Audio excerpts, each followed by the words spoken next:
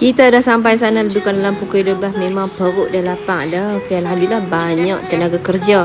Ni kita punya ketua kita, master chef kita, Eja. Dia memang rajin. Memang rajin sungguh dia.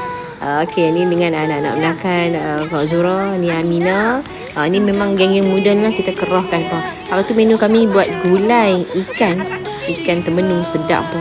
Makan di sana apa pun sedap sebenarnya, dengan perut lapang sama kan. Lepas tu dia makan pula dengan view yang tenang macam tu, memang sedap lah.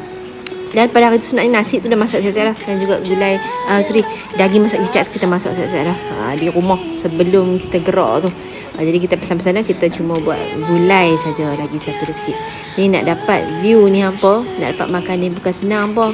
Kena meradah 2 jam daripada Kuala Kangsar tu nak dapat macam ni pun. Tapi ayak ni memang sejuk lah. Memang sejuk saya. Duduk di sini makan apa-apa semua sedap kan. Petang tu kita buat cucuk toge saja ada. Udang pun bawa. Okay, kita jumpa lagi. Okay.